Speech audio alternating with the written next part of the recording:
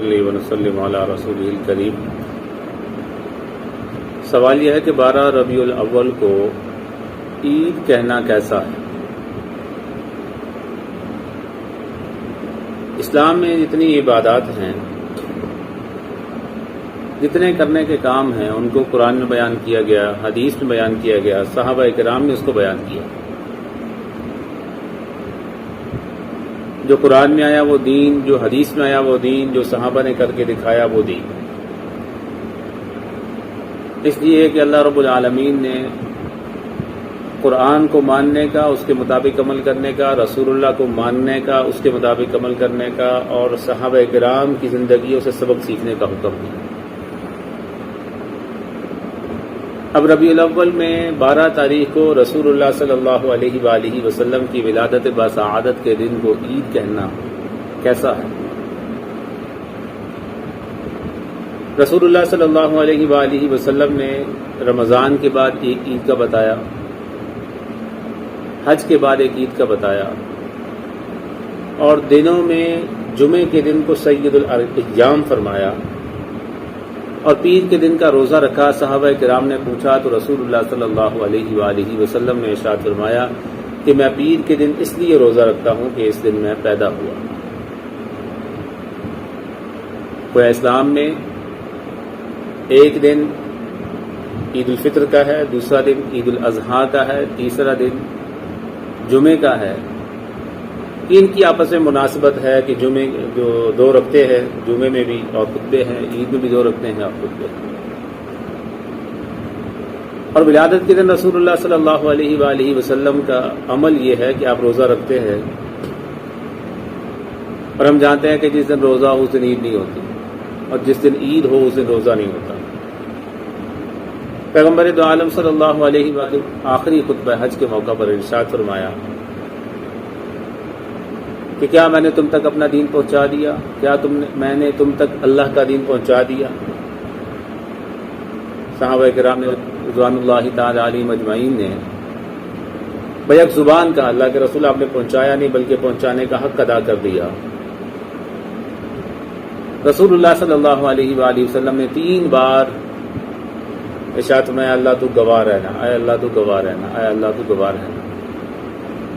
اور قرآن نے کہا کہ آج دین مکمل ہو گیا، نعمت مکمل ہو گئی۔ رسول اللہ صلی اللہ علیہ وآلہ وسلم کے زمانے میں جو کچھ تھا وہ دین تھا، صحابہ کرام نے جو کچھ کیا وہ دین تھا۔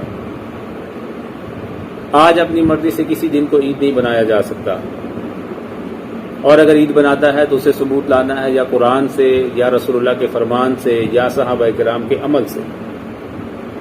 تو قرآن میں اللہ نے حکم دیا ہے کہ یہ دن عید کا ہے، رسول اللہ نے بتایا کہ یہ دن عید کا ہے، صحابہ کرام نے کہا کہ یہ دن عید کا ہے۔ اگر نہ قرآن سے ملے، نہ رسول اللہ کی حدیث سے ملے، نہ صحابہ کرام کے عمل سے ملے، اور اپنے طور پر اگر آج کوئی کہنا شروع کر دے کہ یہ دن عید کا ہے تو وہ دن عید کا دن نہیں بنے گا، اس لیے کہ عید وہ ہے جو اسلام میں ہوگی، اور جو اسلام میں نہیں ہوگی وہ عید نہیں ہوگی۔ کسی بھی بات کو دین بنایا جائے اور اس کو دین کی علامت سمجھا جائے اور اس کا پرچار کیا جائے اور اس کے مطابق عمل نہ کرنے والے کو برا کہا جائے، تو مطلب یہ ہے کہ پھر وہ بدعت ہے، اور وہ کام جو دین سمجھ کے کیا جائے اور دین میں اس کا ثبوت موجود نہ ہو وہ بدعت ہے۔ قیامت کے دن پیغمبر دو عالم صلی اللہ علیہ وآلہ وسلم نے ارشاد فرمایا کہ میں اپنے امتیوں کے ان لوگوں کی سفارش کروں گا جو جہنم میں جا چکے ہوں۔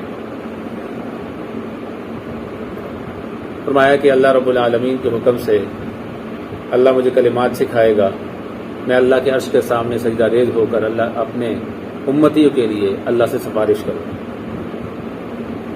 7 بار رسول اللہ صلی اللہ علیہ وآلہ وسلم یہی عمل دہرائیں گے، اللہ کے عرش کے سامنے سجدہ ریز ہوں گے، اللہ کی حمد و ثنا بیان کریں گے، اپنی امتیوں کے لیے سفارش کریں گے، اللہ اجازت دے گا، جہنم سے جہنم کے ان کو نکال کر اپنی امت کے لوگوں کو جنت میں داخل کریں گے۔ 7 بار ایسا ہوگا، اور 7 بار کے بعد حدیث میں آیا کہ پیغمبر دو عالم صلی اللہ علیہ وآلہ وسلم 8ویں بار پھر اللہ کے عرش کے سامنے سجدہ ریز ہو جائیں گے، پھر اللہ کی حمد و ثنا بیان کریں گے۔ اور پھر اپنی امتیوں کی سفارش کریں گے تو اللہ رب العالمین کی طرف سے حکم ہوگا اے حبیب اپنا سر اٹھائیں، اب جہنم میں آپ کی امت کے صرف وہی لوگ بچے کہ روزہ رسول بنانا اور پیغمبر دو عالم صلی اللہ علیہ وآلہ وسلم کا نام نامی اس میں گرامی محمد صلی اللہ علیہ وآلہ وسلم لکھ کر اس کے اوپر چھری چلانا۔ یہ سارے کام کسی ایک کا ثبوت نہیں ہے۔ اور اگر سوال کیے تو کہتے ہیں منع کہاں ہے؟ ہم کہتے ہیں اجازت کہاں ہے؟ کرنا تو وہ ہے جو رسول اللہ نے کیا ہے۔ رسول اللہ صلی اللہ علیہ وسلم کے حکم سے ہٹ کر، سنت سے ہٹ کر کسی کام کی اجازت نہیں ہے۔ رسول اللہ صلی اللہ علیہ وآلہ وسلم نے جو کچھ سکھایا وہ دین۔ فجر کی 2 رکعتیں ہیں تو 2 ہی ادا کی جائیں گی، اپنی مرضی سے کوئی 3 نہیں بنا سکتا، 4 نہیں بنا سکتا۔ تو نیک کام ہے، اس میں کیا حرج ہے؟ 4 رکعتیں 2 کی بجائے 4 رکعتیں پڑھتے ہیں، قیام ہوگا، رکوع سجدے زیادہ ہوں گے، کیا حرج ہے اس میں؟ لیکن چونکہ رسول اللہ کی سنت نہیں ہے، اللہ کا حکم نہیں ہے، صحابہ کرام کا تعامل نہیں ہے اس پر، اس لیے ایسا کوئی کام دین نہیں بنے گا۔ اور جب دین نہیں بنے گا تو وہ عبادت نہیں کہلائے گا۔ جب عبادت نہیں کہلائے گا تو اگر اس کو سمجھا جائے گا دین تو وہ بدعت ہوگا۔ اس لیے رسول اللہ صلی اللہ علیہ وآلہ وسلم کی ولادت کے دن کو، میلاد کو منانا ہے، منائے ویسے جیسے رسول اللہ نے منایا، یعنی رسول اللہ صلی اللہ علیہ وآلہ وسلم سادگی سے منایا کرتے تھے۔